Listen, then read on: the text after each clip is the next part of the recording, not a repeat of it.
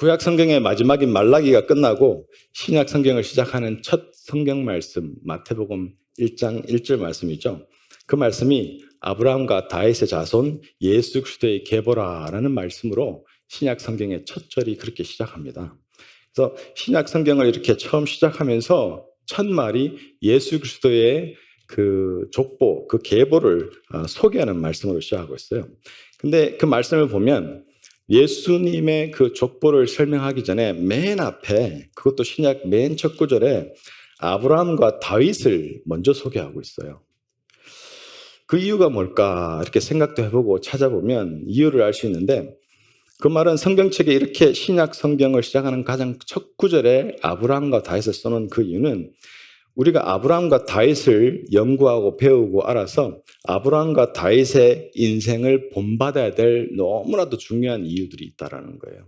무엇보다 아브라함과 다윗이라는 두 사람이 엄청나게 성경에서 중요한 인물이다라는 거예요. 구약 인물인데도 불구하고 신약의 서두를 열고 있는 중요한 인물들이에요.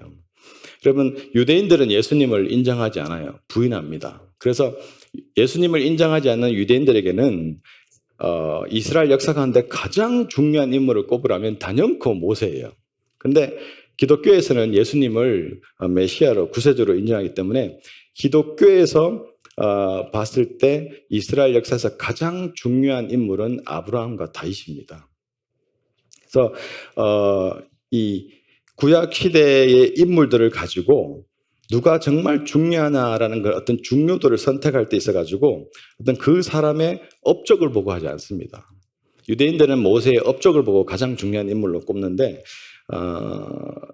저희는 기독교에서는 한 사람의 업적이 아니라 그 구약의 인물이 예수 그리스도와 어떤 관계가 있는가, 그걸 보고 그 인물의 중요도를 정하는 거죠. 그래서 일생을 살아가면서 예수님을 어떻게 나타내었는가라는 그걸 보고 인물의 중요도를 평가하는 기준이 된다는 거예요. 사실은 이거는 오늘날 저와 여러분에게도 하나님 입장에서는 똑같은 기준입니다. 우리가 우리 삶 속에서 예수 그리스도를 어떻게 나타내느냐가 하나님이 우리 인생을 보시면서 이 중요한 인물, 칭찬하시는 것, 기뻐하시는 것, 이런 어떤 기준을 정하신다라는 것이에요. 여러분 아시다시피 아브라함은 하나님의 약속을 받은 자고 그 약속을 믿음으로 받고 그 믿음으로 어렵게 돼서 하나님께 믿음이 조상이 된다라고 말씀하셨고 믿음이 조상이 됐어요. 그 아브라함을 통해서 약속하신 그 자손, 그 한 자손은 바로 예수 그리스도라는 거예요. 그래서 갈라디아서 3장 29절 말씀 보면요, 만일 여러분이 그리스도께 속한 사람이면 여러분은 아브라함의 자손이요 약속을 따른 상속자입니다 라는 말씀이 있어요.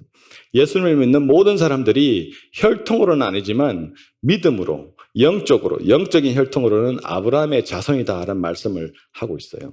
그래서 그런 점에서 모든 사람들이 아브라함의 후손이다라는 이 관점에서는 아브라함은 예수님을 엄청나게 크게 나타낸 그런 어떤 위대한 삶을 산 사람이죠. 근데 다윗은 아브라함보다 훨씬 더 직접적이고 구체적으로 예수님을 드러냈어요. 그 삶을 보면은 그런 예수님의 조상이면서도 예수님을 직접적으로 예표하는 사람, 예수 그리스도를 대변하는 사람으로 많이 묘사되고 있어요. 여러분 구약 성경에서 가장 많은 분량, 즉 66페이지라는 분량을 할애해서 묘사하고 있는 사람이 다윗이에요. 그 어느 누구도 66장이라는 긴 글을 써가지고 그 인물을 묘사하는 사람은 성경에 없어요. 다윗밖에 없습니다. 엄청난 분량이죠. 네, 다윗에 대한 그런 엄청난 분량의 기록이 뭐 그의 어떤 대단한 업적이나 그의 뭐 어메이징한 어떤 그런 영담이나 뭐 이런 것이 아니라 다윗에 대한 그 많은 분량을 씀으로 말미암아 장차 오실 예수 그리스도를 소개하는 내용으로. 그래서 다윗의 스토리를 읽으면 예수 그리스도가 보이게 되는 거예요. 그의 삶을 보게 되면 예수 그리스도가 어떤 분인지를 알겠네요. 오실 예수 그리스도가 보인다는 것입니다. 여러분 다윗이라는 이름의 뜻이 무엇인지 아세요? 다윗이라는 이름 뜻은 사랑받는 자라는 뜻입니다. 근데 예수님께서 요단강에서 이제 세례를 받으시고 하늘로부터 하나님의 목소리가 했잖아요. 이는 내 사랑하는 아들이요 내 기뻐하는 자다 그랬잖아요. 그게 원문에는 어떻게 해석이 되냐면 이는 내 사랑하는 아들이요 내 다윗이다 이렇게 말씀하셨어요. 왜냐하면 다윗이 사랑하는 자라는 뜻이기 때문에. 그러니까 다윗이라는 이름을 가지신 분들 이름 맞게 사셔야 돼요. 우리 민희 형제 데이빗이죠. 잘 살고 있습니다. 다윗답게 더 잘 사셔야 됩니다. 이 위대한 다윗은 3번 기름 부음을 받았어요. 근데 여러분 예수 그리스도 할 때 그리스도라는 이름의 의미가 기름 부은 자라는 뜻이잖아요. 이 구약성경에서 기름 부었다라는 그 뜻은 하나님이 친히 손으로 택하셨고 그 다음에 그를 보호하실 것을 보장하신다. 내가 그와 딜을 하겠다. 그는 내 사람이다. 이런 뜻이죠. 그래서 하나님이 선택하신 지도자라는 뜻입니다. 근데 다윗은 첫 번째 사무엘을 통해서 먼저 왕으로 사울 왕을 대신할 왕으로 기름 부음을 받았어요. 그리고 몇 년이 지나서 이제는 이스라엘 백성들에게 기름 부음을 받았습니다. 그리고 또 몇 년이 지나서 이제는 이스라엘 장로들에게 기름 부음을 받았어요. 3번이나 그래서 triple confirmation이라고 이렇게 얘기를 합니다. 그런데 오늘 말씀에 나오는 말씀을 시작하는 그 사울 왕도 사실은 백성들이 막 하나님 쫄라대가지고 왕을 달라고 해서 하나님이 기름 부어 세우신 이스라엘 왕이었어요. 근데 이 사울 왕이 그가 너무 큰 시주를 하고 하나님 앞에 죄를 지으면서 그러나 그게는 회개도 없고 병론만 있었죠. 그래서 그가 그런 큰 실수와 죄를 통해서 하나님을 그가 스스로 버려버리니까 하나님도 결국엔 그를 버리셨어요. 그러면서 이제 오늘 1절 말씀에 보면은 하나님께서 이새의 아들 중 한 명을 왕으로 뽑았다라고 말씀하고 있습니다. 이세 아들 중에 이제 누구죠? 말제 다윗이 이제 왕으로 뽑힘을 오늘 말씀에서 사울을 왕을 대신할 하나님의 기름 부은 자로 말씀하고 있는 거죠. 이 다윗이 왕이 된 후에 하나님이 다윗에게 다윗의 자손 중에 메시아가 베들레헴에서 태어날 것이다 라고 그렇게 약속하셨죠. 그래서 나중에 BC 700년 정도에 미가 선자가 정확하게 또 그 하나님의 말씀을 더 예언으로 말씀하고 700년 뒤에는 그 약속이 성취가 되죠. 오늘 본문 6절 7절에 보면요. 사무엘은 하나님의 사람이지만 하나님과 보는 것이 하나님과 다른 눈을 가진 그런 어떤 상황을 우리가 보게 돼요. 6절에 볼 때 사무엘은 엘리압이 굉장히 하나님이 이제 이세 아들 중에 왕을 내가 이제 세운다 하니까 사무엘에 가서 딱 봤는데 엘리압을 딱 보고 너무 마음에 드는 거죠. 와, 이거 뭐 용모도 그가 보기에도 내가 듣던 소문도 뭐 여러 가지로 내가 보기에는 퀄리피케이션 어떤 자격이 왕으로 될 자격이 충분하다라고 해서 마음이 들었다 합니다. 근데 7절에 보면 하나님께서 아니 나는 이미 그를 버렸다. 그는 왕이 될 사람이 아니야라고 하나님이 딱 거절하십니다. 엘리압은 겉으로 보기에 아주 용맹했어요. 그리고 그 용모가 굉장히 준수했어요. 굉장히 똑똑했어요. 누가 봐도 왕으로서의 어떤 자질을 가진 사람, 부족함이 없는 사람 같았어요. 그러나 하나님 보시기에는 그는 턱없이 모자란 사람이었어요. 하나님은요, 우리가 잘 아듯이 사람의 마음의 중심을 본다. 우리 마음 속에 무엇이 들어앉아 있는지. 여러분, 예수님이 많이 힘주어 강조하신 내용 중에 하나가 이거잖아요. 네 마음 속에 있는 것이 네 말로 자꾸 나오고 네 말로 나오는 것이 네 행동의 삶이 된다 그랬잖아요. 우리 마음의 중심이 뭐가 있는지를 하나님께서 가장 눈여겨보신다는 거예요. 중요하게 보신다는 것입니다. 그래서 사람은 겉모습을 보고 우리의 느낌을 보고 사회적인 어떤 여러 가지 그 사람의 능력과 생긴 것과 배경과 이런 걸 다 보고 선택을 하지만 하나님은 그러지 않는다라는 것입니다. 엘리압이라는 사람은 사람들에게 아주 거인처럼 위대하게 보였지만 하나님께서는 조그마한 난장이었어요. 왕 같은 위대한 겉모습이었지만 하나님 앞에서는 왕이 될 만한 그릇이 전혀 아니었어요. 그래서 8절부터 12절까지 계속 말씀을 보면 하나님께서 이세 아들 첫째, 둘째, 셋째, 7째까지 계속해서 하나님께서 거부하시죠. 아니다. 그런 모습이 나옵니다. 그리고 이세가 부르지도 않는 왕이 될 거라고 생각지도 않은 그 들에 나가 있던 막내 아들, 그 10대 소년 다윗을 선택하십니다. 나이도 어리고 별로 그렇게 체구도 볼품 별로 없고 왕이 될 만한 그런 조건을 갖춘 게 전혀 안 보이는 10대 소년 다윗을 왕으로 선택하시죠. 사무엘도 설마 한 거죠. 설마 하나님이 이런 아이를 뽑을까 왕으로. 그러나 다윗이 바로 하나님이 택한 이스라엘 왕이었어요. 겉으로 보기에는 다윗은 왕과는 거리가 멀어서 보이죠. 10대 소년이고 아버지 이새가 보기에도 자기 아버지가 보기에도 왕이 될 가능성이 전혀 없다고 여겼기 때문에 부르지도 않고 여전히 들에서 그냥 양이나 치고 있어라 그랬다는 거예요. 그런데 사무엘과 이새가 틀렸어요. 그 이 두 사람은 중심을 볼 수가 없었죠. 여러분 여기서 우리가 기억해야 될 지금 현재의 상황은 뭐냐면요. 이 사람은 이미 그들이 보기에 진짜 왕 같은 사람, 그들이 보기에 정말 왕으로 자격이 있는 사람, 그들이 보기에 왕으로서 능력이 있는 사람, 이 사울을 그들이 이미 뽑았어요. 그런데 이미 그 왕은 실패한 왕으로 증명해버렸어요. 사람 눈에 보이는 대로 뽑았을 때, 결정했을 때 실패함을 보여주고 있다는 것입니다. 사람 눈에 별 볼 일 없었던 다윗 왕이 가장 위대한 왕, 정말 하나님께 마음이 합한 자라고 소리 들은 그런 왕, 이스라엘의 그 언약, 그 킹덤, 그렇죠? 하나님의 언약을 베이스로 세워진 그 나라를 확고하게 다지고 강성하게 한 그런 왕이 되었다는 것입니다. 여러분 그런 말들을 하는 얘기들을 좀 들어보셨을 텐데요.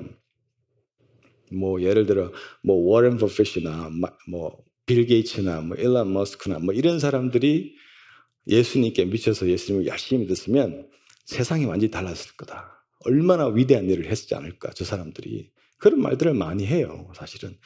사람들이 무엇을 보고 그런 말을 할까요? 저런 사람들이 변하면 세상이 당장 내일 변할 거다. 뭘 보고 그런 말을 할까요? 그 사람들은 우리 눈에 보이는 우리가 가지고 있는 어떤 기준에 굉장히 부합한 사람이고 위대한 사람이라고 생각하니까 그런 사람들이 예수 믿으면 세상이 변한다 생각합니다. 그러나 하나님은 사람이 생각하는 정말 조건이 갖춘 사람, 위대한 사람, 이런 사람을 쓰는 경우를 성경에서는 보지를 못했어요. 지금도 아마 그렇죠. 인간적으로 왕의 자격이 없는 다윗이었지만 하나님은 그를 들어서 사용하셨어요. 어울리지 않는 사람, 자격 없는 사람, 별 볼 일 없는 사람. 그러니까 썸바리가 아니라 노바리를 들어가지고 하나님은 사용하기를 즐겨하신다는 거예요. 제가 좋아하는 유명한 척 스윈돌 목사님이 이런 말을 하셨어요. 우리가 원하는 사람은 아름답고 성공적이고 능력이 있는 사람, 매력이 있는 사람이다.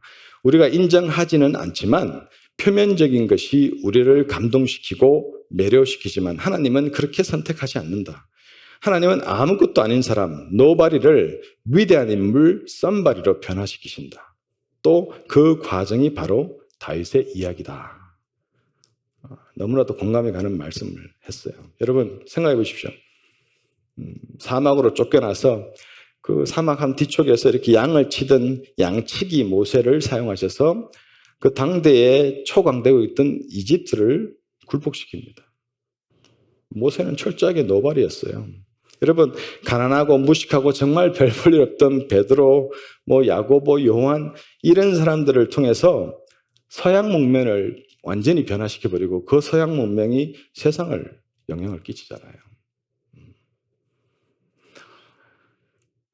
런던에 정말 가난하고 별 볼 일 없던 구두 수성공 그 윌리엄 캐리라는 그 사람을 하나님께서 변화시키시고 사용하셔서 그 현대 선교의 아버지라고 부르고 그 사람을 통해서 인도의 수백만 명을 구원하셨어요. 지금도 그의 영향력 하에 많은 인도 사람들이 주께로 돌아오고 있습니다. 여러분 정말 어떻게 보면 목사로서 설교자로서 자격 없어 보이는 키도 조그맣고 뚱뚱하고 정신쇠약증이 있고 불안증이 있고 그리고 교육은 초등학교 3년 교육 3학년 때 그냥 가난하고 돈이 없어서 중퇴한 드와이트 무리라는 그 사람을 통해서 미국 내의 역사상 가장 큰 부흥의 역사를 일으켰고 유럽 전역을 휩쓰는 부흥을 일으켰어요. 그 사람을 통해서 수백만 명이 주께 들어왔어요. 지금도요. 하나님은 세상의 기준에 사람의 눈에 별 볼 일 없는 사람들을 사용하셔서 주의 위대한 일을 하신다는 사실입니다. 왜? 하나님은요. 외적인 조건들을, 눈에 보이는 조건들을 보지 않기 때문입니다. 오히려 돈이 없고 똑똑하지 못하고 배경이 없고 능력이 없기 때문에 하나님께서 사용하신다는 걸 우리는 많이 발견할 수 있어요. 우리는 그게 있어야 성공도 하고 인정받고 잘 사용받고 한다고 생각하지만 하나님은 오히려 그게 없는 사람들을 즐겨 사용하시면 우리는 역사를 통해서 많이 발견할 수 있어요. 왜 하나님은 아무것도 아닌 사람을 사용하실까? 말씀에서 여러 말씀들을 찾을 수 있지만 고린도전서 1장 26절에서 29절 말씀이 잘 아시는 말씀이죠. 형제들아 너희를 부르심을 보라. 육체를 따라 지혜로운 자가 많지 아니하며 능한 자가 많지 아니하며 문벌 좋은 자가 많지 아니하도다. 그러나 하나님께서 세상에 미련한 것들을 택하사 지혜 있는 자들을 부끄럽게 하려 하시고 세상에 약한 것들을 택하사 강한 것들을 부끄럽게 하려 하시며 하나님께서 세상에 천한 것들과 멸시받는 것들과 없는 것들을 택하서 있는 것들을 폐하려 하시나니 이는 아무 육체도 하나님 앞에서 자랑하지 못하게 하려 하심이라.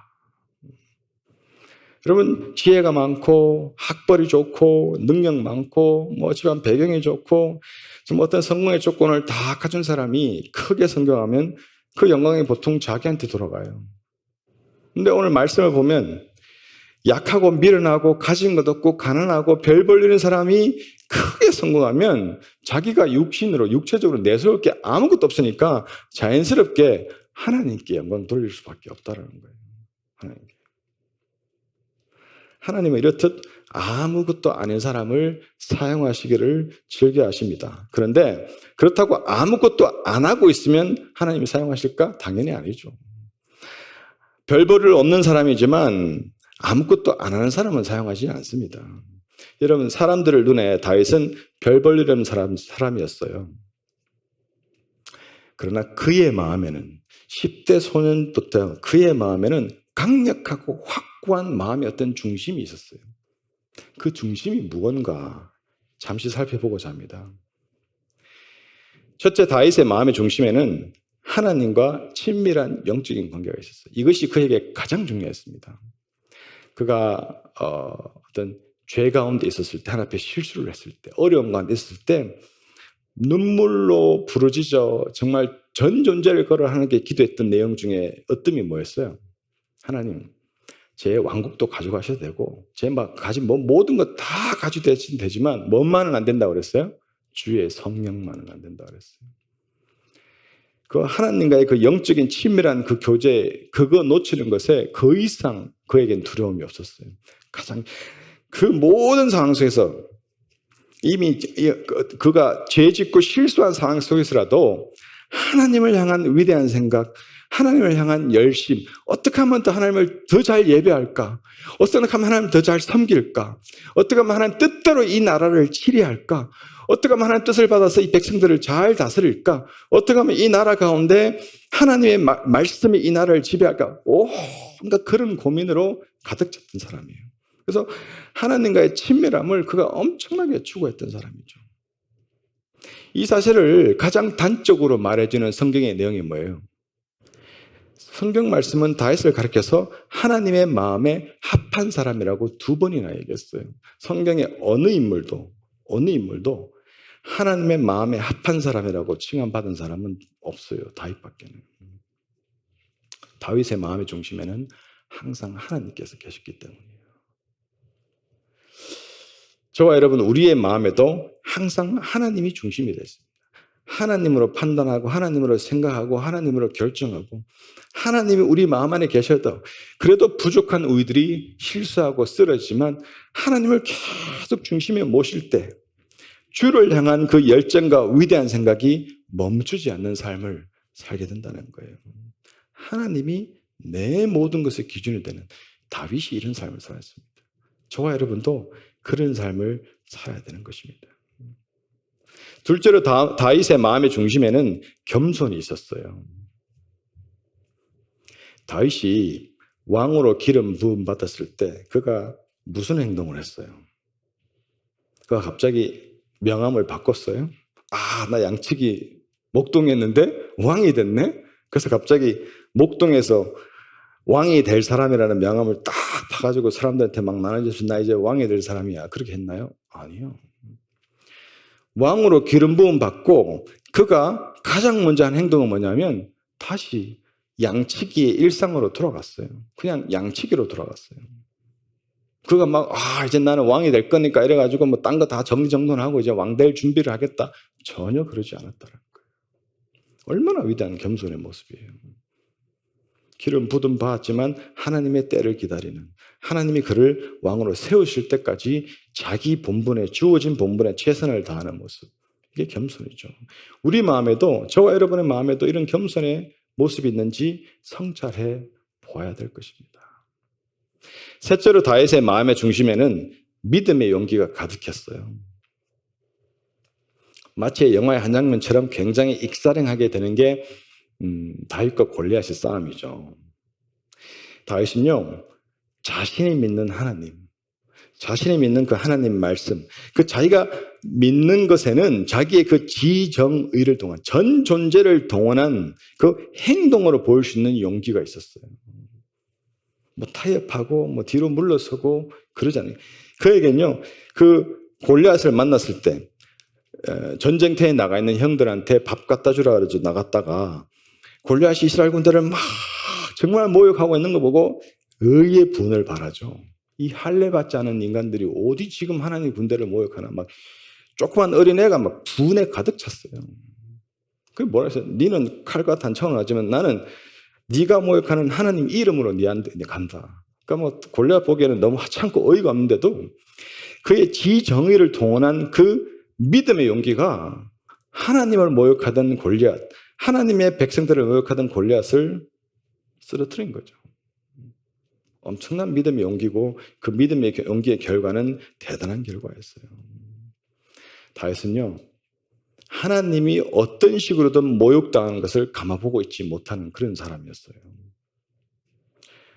오늘 저와 여러분도 하나님을 멸시하고 거부하는 세상을 향한 거룩한 분노가 있어야 됩니다. 하나님이 무시당하는 것, 예수 그리스도가 무시당하는 것, 거부당하는 것에 대한 굉장히 마음 아프고 또 거룩한 분노가 있어야 되는 거예요. 그래야 우리의 평소의 삶에 용기 있는 믿음의 행동이 나온다는 거예요. 행동. 마지막 넷째로 다윗의 마음의 중심에는 성숙한 인격과 신앙이 있었어요. 사울이 친히 이제 다윗을 죽이겠다고 막 추천할 때 다윗은 사울을 죽일 수 있는 기회가 2번이나 있었죠. 그 중에 한 번이 이제 다윗과 또 아비새라는 인물과 함께 사울의 그 군영을 몰래 이렇게 침투해가지고 사울이 잠든 모습을 이렇게 볼 수 있었어요. 사무엘상 26장 8절 9절 말씀, 아비새가 다윗에게 이르되 하나님이 오늘 당신의 원수를 당신의 손에 넘기셨나이다. 그러므로 청하오니 내가 창으로 그를 찔러서 단번에 땅에 꽂게 하소서. 내가 그를 2번 찌를 것이 없으리다 하니 다윗이 아비새에게 이르되 죽이지 말라. 누구든지 손을 들어 여호와의 기름 부음 받은 자를 치면 죄가 없겠느냐 하고, 이렇게 아비새가 단칼에 사울 왕을 죽이러 갈 때 그를 말리는 장면이에요. 굉장히 성숙한 인격이고 또 성숙한 신앙이에요.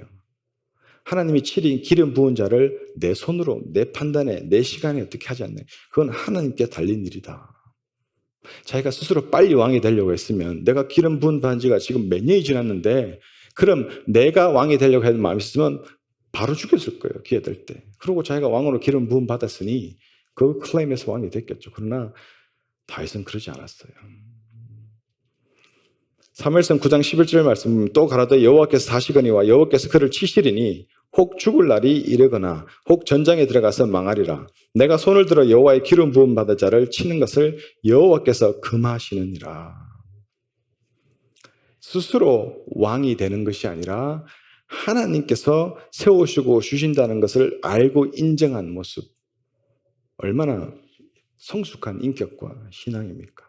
믿고 기다리는 것이 그의 마땅한 본분이라는 것. 지금 기다리는 것이 너무 광야 같은 삶 속에서 너무 힘이 들고 도전이 되지만, 정말 목숨을 구걸해야 될 만큼 어려운 상황이지만 그래도 하나님의 때를 믿고 기다리는 성숙한 신앙, 성숙한 인격이라는 거예요.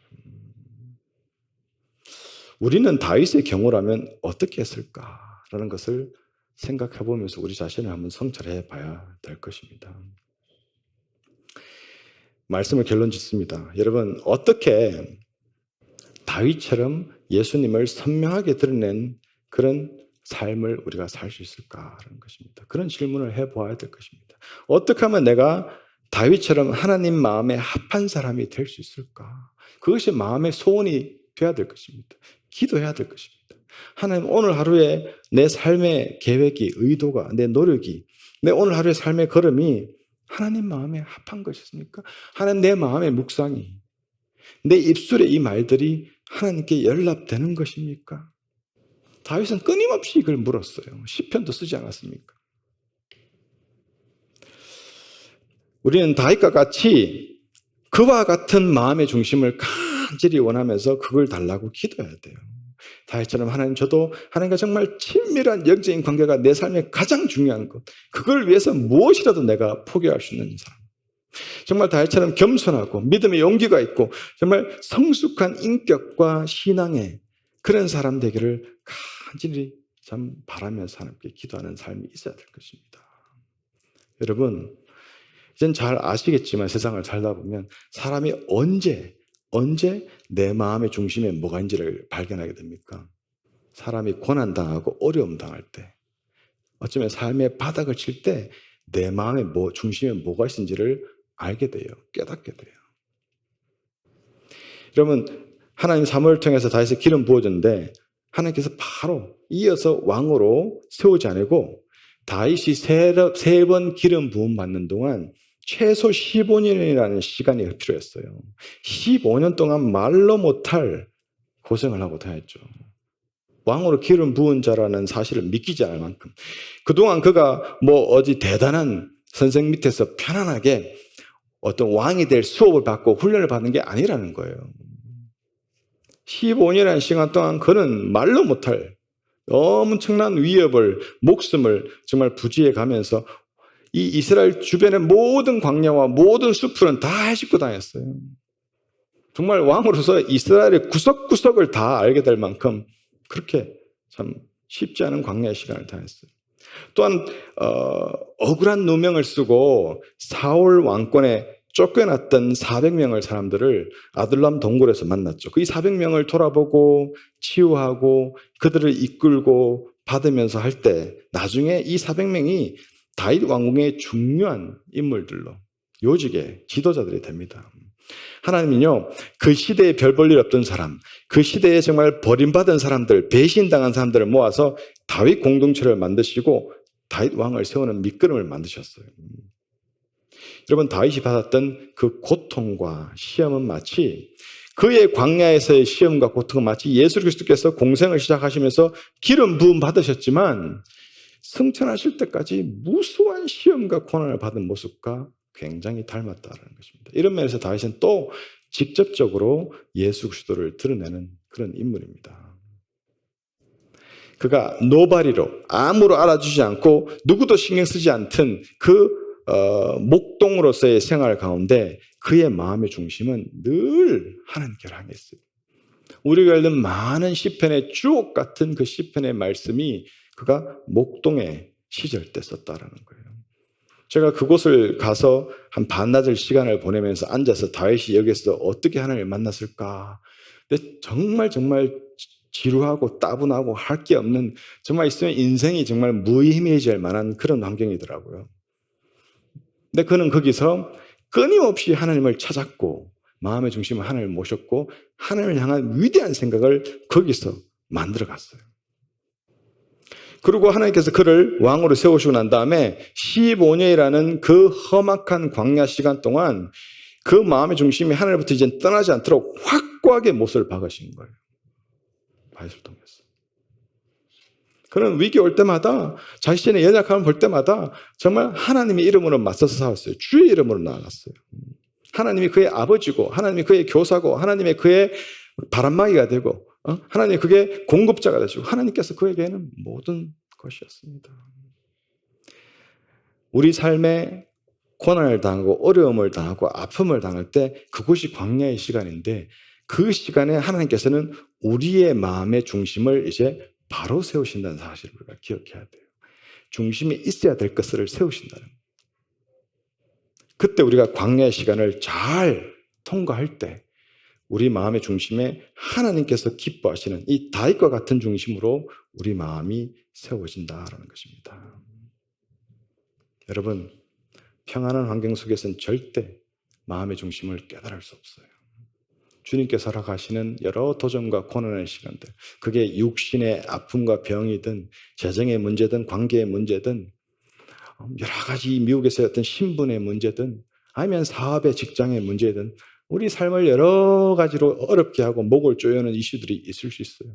그때가 하나님의 내 마음을 다윗과 같이 중심을 세우시는 시간이다라고 기억하시면 놀라운 복으로 변한다는 것입니다. 저와 여러분, 다윗과 같은 하나님 중심의 삶을 사는 그런 삶 살다가 주 앞에서 그를 간절히 축원합니다. 네.